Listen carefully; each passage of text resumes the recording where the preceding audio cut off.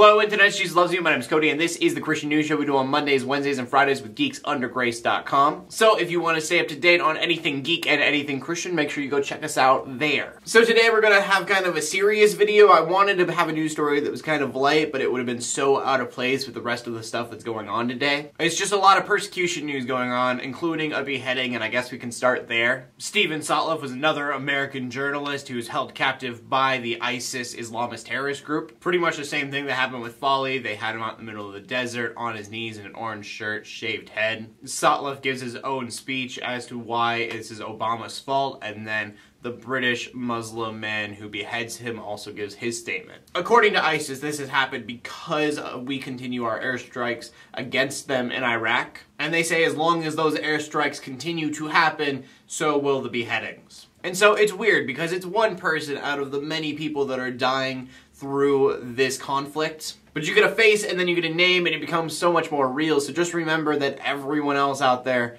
has a face and a name as well. I'm just saying, if this makes you angry or bothered or however it makes you feel, it should be tenfold because of what's happening. And I don't personally really have anything to say except prayers.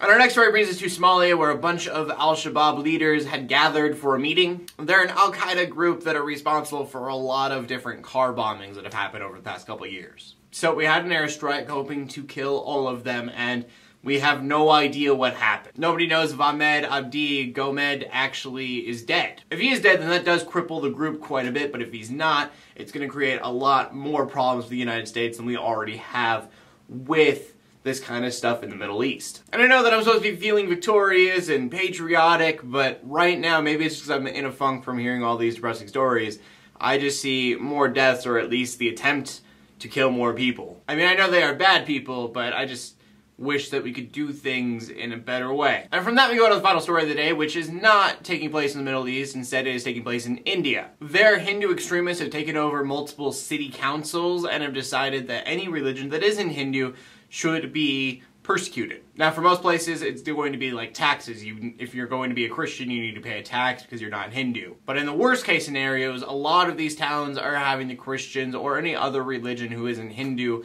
not allowed to drink water or eat food, so they either starve to death or die of dehydration. So here the government has the capabilities to go in still and change this and fix this. Whether or not they'll do that, I don't really know. But pray that they do, because this is awful. It's really much easier to be a Christian here than it is in a lot of other places. I think we need to remember that. So this is probably the most depressing video that I have ever done. So I'll try to make it happier next time, as long as terrible things don't keep happening over the next couple weeks. So question of the day, please do answer this. If you guys have prayer requests, just leave them in the comment section below and I will pray for you as well, because I will probably be doing quite a bit of praying with all of this going on anyways. So just, leave those all in the comment section below. I'm here to talk to you if you would like me to. I'm not very helpful with that, but I can pray. I can definitely pray.